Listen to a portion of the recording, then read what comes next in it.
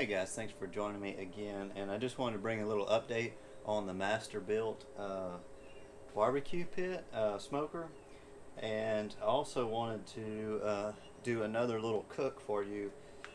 This is the second one that I've done on this pit. It's kind of an update. This unit is 3 years old, I believe, give or take a little bit. And just kind of wanted to go over a few things. But what I wanted to show you, the stuffed chickens that you can buy all over the place now. This particular one has jalapeno and cornbread. I think we did one, and it was jambalaya last week. And you can cook these in the oven, frozen, but you put this on the smoker for about the same amount of time. I think it was 370 for about an hour and a half. And I lowered that down because I wanted just a little bit more smoke flavor. So about 350 for 2 hours on the middle shelf in this 560, and we're gonna let that roll, and then I'll come back. We're gonna set this on, get it going. I've already got my timer started for 2 hours, and I'll stick a probe in it. Just got the pit started. What I've got is some real pecan that I like to split and put in the hopper and even stuff underneath the grill. If you've ever watched my older videos, I have that expanded metal on top of their charcoal grill grate. So there's that. Okay, and I do have the what is it?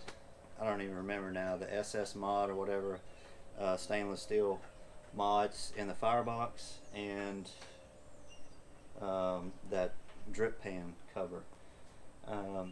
It's been a success, I would say, for probably what I think it was $600 at the time, 3 years ago, and we have cooked a lot on it. Open this pit up for a second and show you the inside. So this is about 3 years, and I don't clean the inside. I just clean the grills. I'll clean the bottom there. Like if I'm going to do a brisket, I'll clean that off. But not very religious about cleaning this pit, so it has been fairly reliable without really cleaning. If you're a person that doesn't clean a lot, that might be a good option for you. Here's some other items just to look at. There's some rust and burning. I don't know if you can see it through there, but on the fire chamber. Also, the switch that's right here, that switch has gone out. I think I just unplugged it or something. I've got the wiring harness out here. So there's a few things, a few issues. This switch here that's right here hangs up, and a lot of times if you just cycle the door a couple times, that'll fix that issue. I think on the inside right here there's some insulation that is starting to be exposed on the inside of this unit.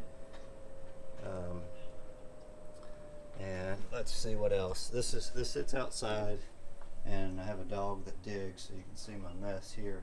Digs, and so there's dirt everywhere, and it's not a clean unit. But here's the back. I've got that little piece of coil stock on the back, and you can see I've had a couple of flame ups and just let the unit burn out, burn all the grease off, whatever, so you can see what that looks like. Okay, so we're going to go ahead and take a look at that chicken now. We're just about 2 hours done in on it, set at 350, so I've lowered that temperature down. Longer time, lower temperature.